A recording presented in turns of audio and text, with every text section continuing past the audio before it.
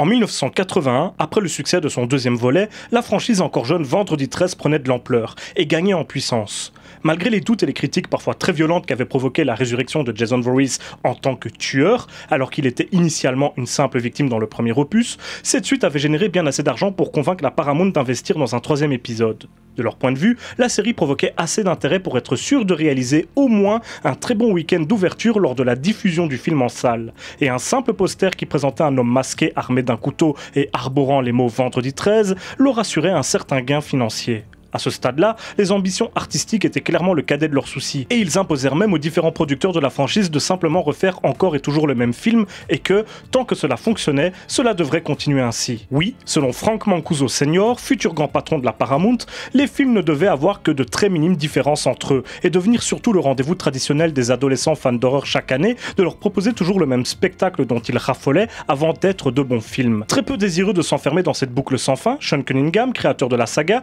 quitta définitivement le projet et laissa même tomber son rôle de producteur et de directeur artistique pour continuer une carrière de réalisateur qui ne fera que s'enliser davantage les années suivantes. Le problème qui se posait pour Vendredi 13 désormais était de continuer à se dépasser, d'amasser autant voire plus d'argent que ses prédécesseurs tout en prenant en compte le fait qu'un jour ou l'autre, cette formule finirait par lasser le public. Il fallait trouver un argument qui pousserait les spectateurs à venir voir cette troisième suite, voire même les suivantes, et qui permettrait de faire de Vendredi 13 et de son personnage désormais central, Jason, des icônes du cinéma d'horreur. Et croyez-le ou non, mais ce film y parviendra. Et même très largement, grâce à une idée anodine, presque improvisée. Bonsoir, amis de l'horreur, et bienvenue dans cette nouvelle critique glauque consacrée à Vendredi 13 3, meurtre en 3 dimensions.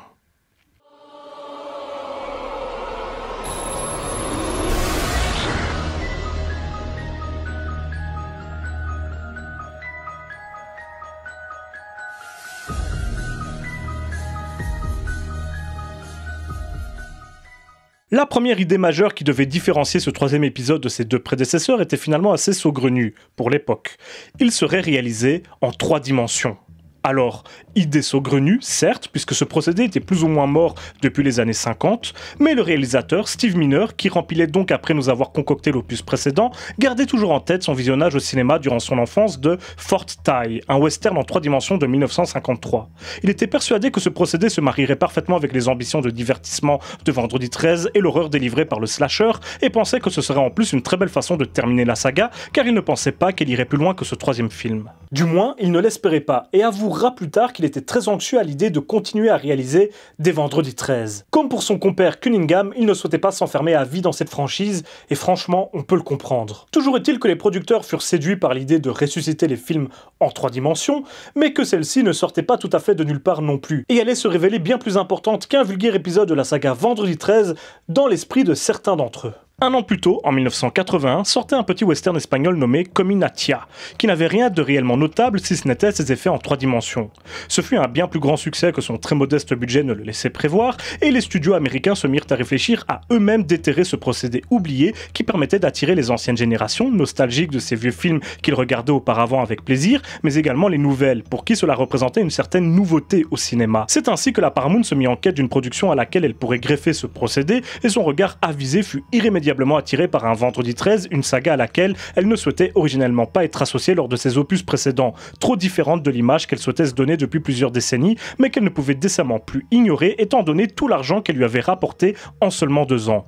Ainsi, Frank Mancuso Sr., qui grimpait les échelons de la Paramount plus rapidement que son ombre, souhaitait faire d'une pierre deux coups, produire un nouvel opus de cette franchise ô combien rentable et s'accaparer le monopole d'une technologie qu'il voyait devenir de plus en plus populaire au fil des années. Le tout en ne prenant que les avantages de la situation, la Paramount ne se présentant pas comme producteur officiel de la franchise, mais bien comme distributeur, et ce malgré le fait que la nouvelle casquette de producteur principal et de directeur artistique, autrefois détenue par Sean Cunningham, était désormais incombée à Frank Mancuso Junior, fils de notre producteur géant aux dents longues. Et oui, la Paramount continue à refuser de s'associer officiellement à la saga, de 1 pour éviter que le film ne leur coûte trop d'argent, il était bien moins cher à produire en tant que petit film indépendant que film de studio, et il laissait donc ses artisans se débrouiller tandis qu'eux se contentaient de distribuer le fruit de leur labeur par la suite, et de 2, parce qu'ils ne voulaient pas que leur image soit associée à celle de films d'horreur violents, eux qui étaient plutôt connus pour des westerns, par exemple, historiquement. En outre, à partir du film suivant, les choses changeront et la Paramount mettra réellement la main sur la franchise et renverra tous ces petits producteurs en dehors du projet. Mais ça, c'est pour une prochaine fois. Toujours est-il que cette envie de relancer la 3 dimensions a créé un sacré merdier. La Paramount commença par louer 2 caméras 3D Pix de chez Marx tout en développant leur propre système en interne qui leur appartiendrait exclusivement. Frank Mancuso Jr. avait peur que l'utilisation de la 3 dimensions ne restreigne la sortie du film dans les salles et la Paramount voyait là un marché à conquérir. Ils développeraient donc leur propre technologie qu'ils proposeraient aux salles de cinéma à des prix défiant toute concurrence afin de projeter leurs propres films. Cette stratégie déclencha la fureur de Marx Polaroid Corporation qui leur intenta un procès pour concurrence déloyale et rupture de contrat, qu'ils gagnèrent. Avouez que vous ne vous doutiez pas que la production du 3e Vendredi 13 fut un véritable champ de bataille pour la prise de contrôle du marché de la 3 dimensions aux États-Unis, hein? Ça vous la coupe, ça, hein?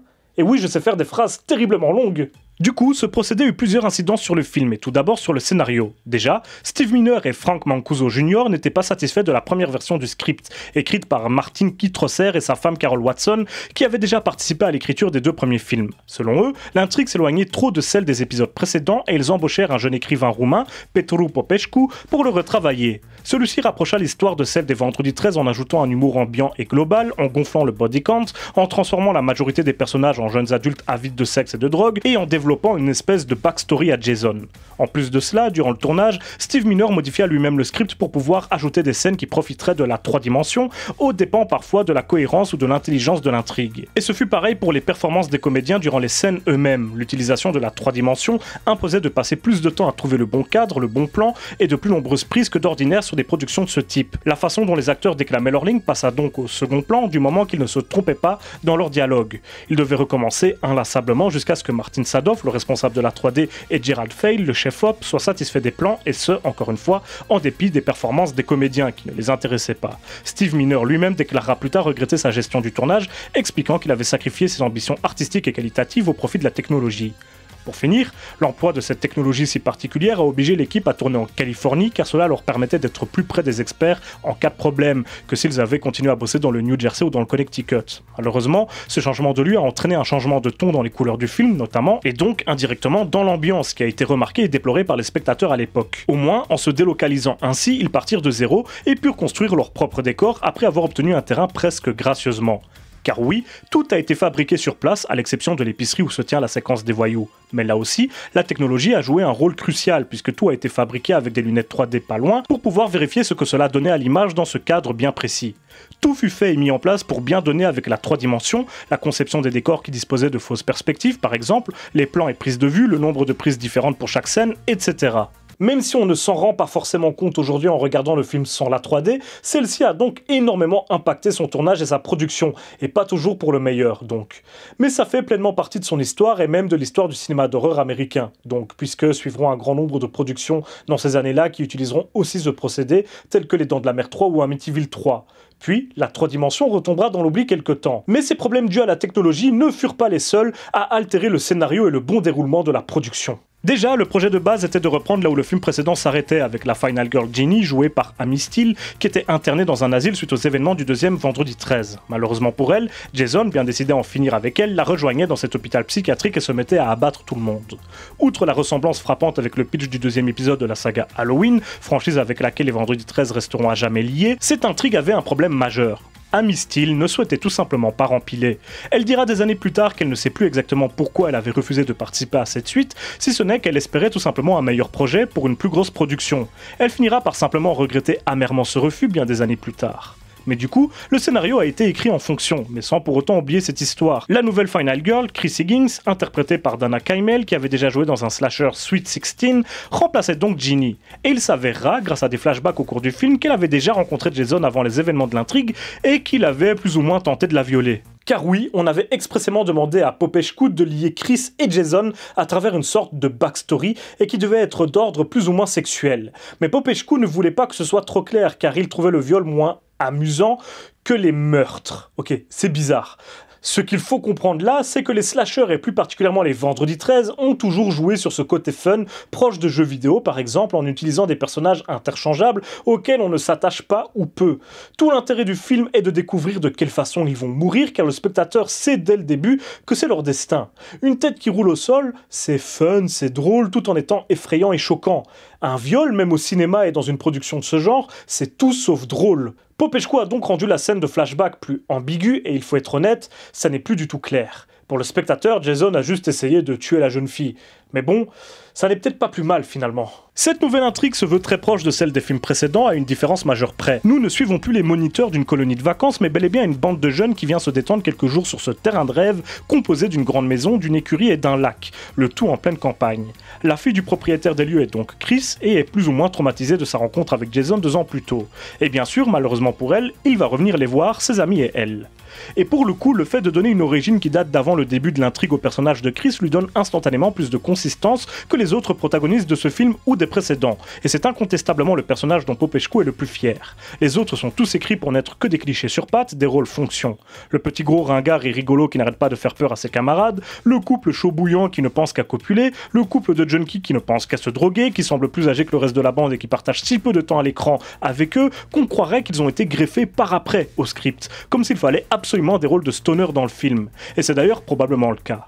On a le gentil petit ami de notre Final Girl, le trio de loupards au look bien trop travaillé et chargé pour être réaliste, et enfin, la femme forte un petit peu random et oubliable qui forme un duo avec notre petit gros ringard mentionné juste avant. Et tous ces stéréotypes étaient des consignes claires données aux scénaristes. Encore une fois, le but de ce troisième épisode n'était pas du tout de faire un bon film, mais bien de reproduire exactement une formule qui avait déjà fait ses preuves et relancer une technologie qui était jusque-là complètement passée de mode, le tout dans l'intérêt des producteurs et notamment de la Paramount. Il ne fallait donc évidemment pas de grands comédiens pour interpréter ces rôles et il fallait surtout des physiques correspondant à chaque personnage. D'autant qu'encore une fois, Steve Miner ne s'intéressait pas réellement au talent de ses acteurs, préférant optimiser au maximum la 3 dimensions que la façon dont il jouait la comédie. Et ce fut donc une expérience quelque peu désagréable pour les acteurs qui se rendirent bien compte qu'ils n'étaient pas au centre de l'attention. Et c'est peut-être pour leur répondre que l'une des lignes de dialogue du film est littéralement « Acteur ou trou du cul, quelle différence ?» Comme si Steve Miner leur envoyait directement un message à travers leur propre bouche. Ou alors voulait-il se venger de nombreuses scènes supprimées à cause des comédiens et notamment plusieurs scènes de sexe ou de nudité que les actrices refusèrent de jouer et qui furent donc simplement enlevées.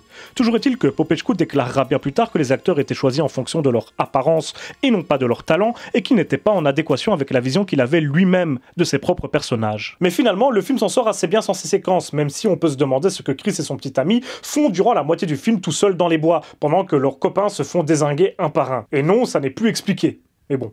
Et si le film peut s'en sortir malgré tous ses problèmes, c'est bien sûr parce qu'il ne repose pas tant sur les épaules de tous ses protagonistes interchangeables, mais bien sur celles de son tueur. Jason faisait son grand retour et allait enfin prendre toute l'ampleur qu'on lui connaît aujourd'hui. Pour ce film, c'est le cascadeur Richard Brooker qui endosse le rôle du tueur masqué, après avoir tapé dans l'œil de Steve Miner lors d'une audition à laquelle souhaitaient participer une quinzaine de colosses.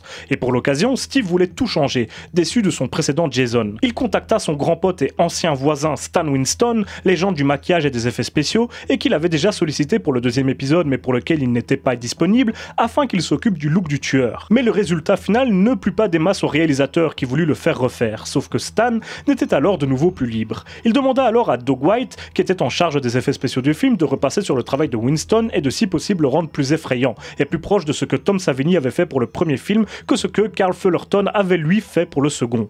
Du coup, il change d'apparence, ce qui peut être pris comme un problème de cohérence par rapport à l'épisode précédent, notamment à cause des cheveux qui disparaissent car les producteurs les avaient détestés. Donc, White et son équipe créèrent 2 maquillages différents pour Jason. Le premier, destiné à être dissimulé en grande partie, laissait le visage de Richard Brooker à découvert mais recouvrait tout le reste, et il s'agissait finalement d'un simple masque à enfiler. Le second, par contre, demandait plus d'une dizaine de prothèses et de couches à appliquer au visage du comédien et demandait 6 heures de maquillage. Heureusement, il n'était utilisé que pour les scènes durant lesquelles Jason apparaissait le visage découvert et elles étaient relativement peu nombreuses, notamment parce qu'elles étaient plus onéreuses. Mais cela sous-entend donc qu'il fallait trouver un masque à Jason. Le sac à pommes de terre était proscrit car il avait globalement été mal reçu et aussi parce qu'il s'agissait à la base plus d'une solution de secours trouvée à la dernière minute pour éviter de devoir effectuer trop de maquillage. Ils eurent donc une idée assez intéressante, un masque de hockey. Et aucun parmi tous les membres de l'équipe ne se rendit compte sur le moment qu'avec cette idée, il venait de faire de Jason l'une des icônes les plus importantes du cinéma d'horreur américain et même international finalement. Et oui, ce simple masque donna enfin son apparence définitive à Jason et lui permit d'exister pour de bon dans l'imaginaire collectif et ce, pour plusieurs décennies. Et pourtant, ça fait partie d'un fait complètement anodin. Lors d'un bête contrôle de l'éclairage et de la 3D sur Jason, pour lesquels l'équipe n'avait pas le temps de réaliser de maquillage, Martin Sadoff, le responsable de la 3 dimensions et grand fan de hockey sur glace, prêta son masque de l'équipe des Detroit Red Wings pour réaliser des tests. Et il s'avérera que les tests plurent énormément à Steve Miner, qui décida de garder le masque pour l'apparence finale de leur monstre. Un masque qu'ils agrandirent pour qu'il fonctionne avec la 3D et qu'ils modifièrent en ajoutant les fameux triangles rouges et quelques trous, mais surtout un masque qui n'était pas prévu, et ce, malgré les nombreuses heures de discussion et de réunions qu'ils eurent à ce sujet, tant il était important. Pour le reste, chacun avait sa vision du personnage. Richard Brooker, en tant qu'acteur, souhaitait se l'approprier, lui accorder sa patte, mais Steve Miner s'y opposa. Pour lui, Jason n'était qu'une nouvelle forme de Bruce, le requin des dents de la mer, qui avait pour seul trait de personnalité d'utiliser tous les objets qui lui tombaient sous la main pour effectuer sa cruelle besogne. Il tuait sans raison, n'avait pas de personnalité vraiment définie ou de véritable raison de tuer. Il s'énerva même sur Richard pendant le tournage. Ne me demande pas quelles sont ses motivations pour tuer, juste tue-les. Cela n'empêcha pas l'acteur d'avoir du mal à le jouer, encore une fois à cause de la 3 dimensions et du grand nombre de prises qu'il devait inlassablement recommencer pour que les scènes correspondent enfin parfaitement à la technologie. Et comme il devait principalement jouer des scènes de meurtre, cela se révélait très vite très physique, d'autant qu'il devait chaque fois les rejouer avec des armes de dimensions différentes pour créer de fausses perspectives. Pour Popescu, Jason n'était même pas vraiment un véritable personnage, c'est un peu l'équivalent d'une arme qui vole et qui tue toute seule. Il n'est que le porte-couteau, une incarnation du mal ou de la mort qui tue gratuitement, un peu comme Michael Myers, même s'il prétend s'être plutôt inspiré de Massacre à la tronçonneuse. Et, comme tous les vendredis 13, le tournage a eu son lot d'événements imprévus et de malchance, même si celui-ci fut particulièrement chaotique. On passera sur la maison infestée par des nids d'abeilles, qui ont rendu impossible le tournage de certaines scènes qui furent donc délocalisées pour pouvoir continuer, le feu de cheminée qui faillit étouffer toute l'équipe car il y avait une plaque de verre dans la cheminée qui empêchait la fumée de sortir, ou les disputes entre différents membres de l'équipe car certains techniciens étaient vus par les autres comme d'authentiques rednecks. Et tous n'avaient pas la même mentalité ou la même culture et ne s'entendaient tout simplement pas. Certains venaient sur le plateau avec des armes à feu ou de la drogue et personne n'avait vraiment l'autorité nécessaire pour imposer de l'ordre dans ce foutoir monumental. Il y eut énormément de problèmes et beaucoup de techniciens se retrouvèrent en fin de tournage à des postes qui n'étaient pas les leurs au début, tant il manquait d'effectifs ou d'argent, et que tous devaient mettre la main à la pâte. Beaucoup montèrent en grade en cours de route, en quelque sorte, sans avoir forcément les compétences ou l'expérience qui le justifiaient. Le problème majeur était surtout que personne n'avait réellement d'ambition artistique pour ce 3e opus. Tous n'avaient qu'une idée en tête, le nombre d'entrées que le film devait faire au cinéma et comment il parviendrait à atteindre cet objectif. Même Steve Miner, si impliqué dans l'épisode précédent, ne paraissait pas toujours savoir ce qu'il faisait, selon certains membres de l'équipe. Bien sûr, cette sensation était renforcée par le fait qu'ils utilisaient une nouvelle technologie et qu'ils avançaient par conséquent à tâtons, sans trop savoir dans quoi ils s'embarquaient. Globalement, pour toute l'équipe, ce ne fut pas une expérience très agréable. Tout le monde était très stressé, beaucoup étaient de mauvaise humeur, nerveux, voire grossiers les uns avec les autres. Et comme souvent avec Vendredi 13, beaucoup de décisions de dernière minute étaient prises directement sur le plateau, parfois de façon improvisée. Plusieurs fins furent imaginées, par exemple, et 2 furent tournées. Celle choisie montre une Pamela Voorhees sortir du lac et s'attaquer à une Chris traumatisée en plein cauchemar, comme une réponse au climax du tout premier Vendredi 13, tandis que l'autre montrait Jason décapiter Chris, toujours en plein rêve. Les deux laissaient cette impression amère que le cauchemar de Crystal Lake n'était pas encore totalement terminé, malgré l'envie de Steve Miner de clore la saga avec ce 3e film. Enfin, vous l'aurez compris, la production du film ne fut pas de tout repos, et il y a pas mal de leçons à en tirer, notamment sur la qualité relative de certaines séquences. Mais cela ne veut pas dire que ce Vendredi 13 3 n'a rien d'intéressant à dire, bien au contraire. Je passerai sur les éternels clichés de la franchise, notamment sur le ton conservateur qui semble toujours autant animer ce 3e épisode, et dont je parlais déjà dans ma vidéo sur le premier, que je vous invite bien sûr à visionner si ça n'est pas déjà fait. Je dirais simplement qu'à nouveau, les personnages représentent des clichés d'une jeunesse qui fait peur aux conservateurs et que ceux-ci condamnent à travers les meurtres de Jason en quelque sorte. Que ce soit les affamés de sexe ou les drogués, les fêtards ou les voyous, si vous ne rentrez pas dans le moule très sage et prude que la morale puritaine vous impose, Jason viendra vous faire votre fête. Ce 3e opus ne déroge pas à la règle quasiment immuable des Vendredi 13, une règle qui sera copiée, volontairement ou non, par un grand nombre d'autres slashers et qui deviendra donc un cliché du sous-genre pour le meilleur comme pour le pire. Mais il y a tout de même d'autres éléments intéressants dans ce film, et notamment lors de son dernier tiers, qui nous fait pleinement comprendre que Jason est une sorte d'incarnation, de personnification de Crystal Lake. Il ne fait qu'un avec son territoire, son environnement, un peu comme Victor Crowley le sera des années plus tard avec le Bayou, comme un ultime hommage de sa part au grand frère dont il s'inspire constamment.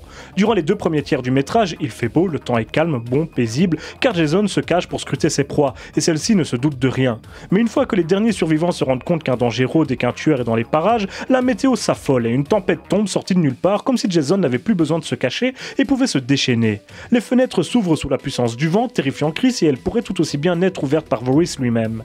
Et puis, il y a Pamela qui sort de l'eau pour attaquer notre Final Girl, vraisemblablement un cauchemar. Sauf qu'à aucun moment, Chris n'entend parler de Pamela. Elle ne connaît simplement pas son existence et ne peut donc pas rêver d'elle. Le nom de Jason lui-même n'est jamais prononcé de tout le film, et ce sera d'ailleurs le seul de la franchise dans ce cas-là. Non, que ce soit un cauchemar ou une scène bel et bien réelle, elle semble être provoquée par Crystal Lake, surtout quand on se souvient que Jason avait lui-même surgi de façon similaire pour attaquer Alice à la fin du premier film, comme si la mère et son fils étaient les gardiens des lieux. Et pour finir, ce plan final. Après que la caméra se soit longuement attardée sur le corps inanimé de Jason, qui ne se relève pas dans un ultime jumpscare et ce malgré les attentes du spectateur, nous avons droit à un plan sur la nature environnante, sur Crystal Lake. Cela semble clair. Ce que dit ce plan final, c'est que tant que Crystal Lake existera, Jason vivra lui aussi. Et les épisodes suivants de la franchise non prévus à l'époque lui donneront raison. De façon plus terre à terre, le film est probablement l'exemple le plus parfait et le plus parlant de ce qu'est la formule de slasher typique. Chaque élément de l'intrigue ne sert qu'à provoquer un stéréotype lié au sous-genre, de façon parfois plutôt habile, mais toujours de manière cliché. Alors c'était voulu et personne ne s'en cache, ni Steve Miner ni les producteurs, mais c'est très intéressant à regarder une fois qu'on a cet élément en tête. D'autant que le film a désormais assez de prédécesseurs dans l'exercice du slasher pour pouvoir lui-même les parodier et commencer à jouer avec ses codes pour tenter de surprendre le spectateur, comme par exemple avec la vision subjective qui est sans cesse utilisée, souvent pour faire croire à la présence du tueur alors qu'il ne s'agit en fait que d'un personnage lambda, situation qui se terminera inlassablement par un jumpscare peu inspiré mais qui fait le travail. Pareil pour le thème de Jason, utilisé à toutes les sauces pour tromper le public et instaurer une sensation de danger, alors qu'en fait, une fois la scène finie, on se rend compte que ce n'était pas le cas. Le film sait ce qui fonctionnait chez ses prédécesseurs étant de détourner ces éléments et de profiter de leur puissance évocatrice pour jouer avec ses spectateurs. Puis, ces situations beaucoup trop typiques, comme la voiture qui refuse de démarrer, ne sortent pas de nulle part. Ici, elle est le fruit des agissements de la bande de voyous qui anime toute une sous-intrigue dans le seul but d'amener à cet instant précis en fin de film. La voiture ne démarre plus, et ce, dans le pire des moments. Dans beaucoup de slashers, on se contenterait de montrer un véhicule qui refuse d'avancer, mais dans ce film-ci, il y a un certain effort dans l'avènement de cette finalité, somme toute banale et ringarde, mais qui en devient dès lors beaucoup plus intéressante. Pareil pour ces différents personnages qui voient leur propre mort avant que celle-ci n'arrive, comme une sorte d'avertissement. Fox qui tombe devant une fourche manquant de mourir alors qu'elle se fera littéralement enfourcher quelques minutes plus tard. Et cette jeune fille qui craint de se faire harponner par Shelly lors d'une mauvaise blague et qui se fera finalement vraiment harponner quelques instants après. L'effet de déjà-vu est puissant et c'est ce qu'est le film, un monstrueux déjà vu, une réminiscence de ses prédécesseurs, le prolongement d'une boucle. C'est assez rare qu'un film s'en rende assez compte pour en jouer, car cela demande une certaine honnêteté sur l'abandon de ses prétentions artistiques. Et si le film est un objet cinématographique à mes yeux si spécial, c'est parce qu'il a été l'enjeu de beaucoup de luttes, de beaucoup d'ambitions qui le dépassaient complètement en tant qu'œuvre. Elle montre pour moi une grande partie des mauvais côtés de Hollywood, ce qui, évidemment, n'efface pas non plus tous ses bons côtés. Les producteurs de la Paramount et notamment Frank Mancuso Sr. ont tenté de se servir de ce film pour s'emparer d'un nouveau marché dans lequel ils croyaient dur comme fer. Ces mêmes producteurs qui ne souhaitaient pas de base être associés officiellement à la franchise Vendredi 13 ont essayé de s'en servir comme laboratoire sans avoir rien à faire du résultat de l'œuvre en elle-même, qui ne les intéressait absolument pas. Pour eux, c'était un simple poster ou une promesse faite à un public de dégénérés mais qui payait ses places de cinéma. Et tous les défauts du film proviennent de là, du fait qu'on ait imposé un cahier des charges, une formule très rigide qui limite grandement la marge de manœuvre du réalisateur et des scénaristes, uniquement parce qu'on savait que cela rapporterait des sous, et qu'en plus, on ait imposé un procédé aussi lourd que la 3 dimensions, alors balbutiante, au point que celle-ci ait défini chaque étape du projet, au point d'en étouffer les ambitions artistiques. Mais tout cela décrit également très bien comment les auteurs se retrouvent dépossédés de leur propre film à Hollywood. Au départ, la Paramount se fichait plus ou moins de cette licence que Cunningham avait créée de toutes pièces, sans compter ses inspirations, mais ça c'est une autre histoire. Pour le second film, après le succès du premier, certains représentants de la Paramount se trouvaient sur le plateau, plus impliqués, participaient aux réunions, proposaient des idées, etc. Comme celle d'utiliser Jason comme tueur, à tout hasard. Et à partir du troisième, la Paramount prit de plus en plus de place, prit de plus en plus de décisions, au point de faire partir tous les artistes et décideurs indépendants d'origine. Et pourtant, si aujourd'hui encore Jason est aussi connu et cette franchise aussi célèbre, c'est bien grâce aux décisions des producteurs. C'est sous leur joue que la franchise a pris de l'ampleur, que le personnage de Jason est né, puis a progressivement gagné cette apparence aussi légendaire. C'est eux qui ont fait de cette franchise celle que tant parmi vous adorent. Je suis donc aujourd'hui devant un constat pour le moins contradictoire. Je déteste la façon dont ce troisième film a été mené par les gros producteurs, mais c'est également l'un de ceux que je préfère dans toute la franchise. Simplement parce que, même si leurs méthodes et leurs ambitions ne me plaisent pas, ces gars-là connaissent leur boulot, et force est de constater que le slasher, que beaucoup d'entre nous adorons, a complètement été façonné par des producteurs à la recherche d'un sous-genre facile à reproduire en boucle et enclin à donner de gros succès au box-office, et ce, sans beaucoup d'investissement financier ou de grands talents au niveau de la réalisation, de la mise en scène ou du scénario. Car le public a continué pendant des années à aller revoir le même film en boucle en salle, même si celui-ci portait chaque fois un nom différent. Pour moi, cela montre bien qu'il est aussi légitime de critiquer le système et les producteurs que le public en lui-même. Et ça doit commencer par ma propre introspection, vu que, malgré cette conclusion pour le moins négative, j'aime quand même ce film. Enfin soit, si vous aimez le slasher, nul doute que cet objet formaté en est l'une des représentations les plus classiques et que, si vous êtes passé à côté, vous devriez apprécier. Pour ma part, c'est ici que s'arrête cette critique, et j'espère évidemment qu'elle vous aura plu. Dans tous les cas, on se retrouve très bientôt pour une prochaine vidéo, et surtout, d'ici là n'oubliez pas, si vous avez peur, c'est que vous êtes toujours en vie.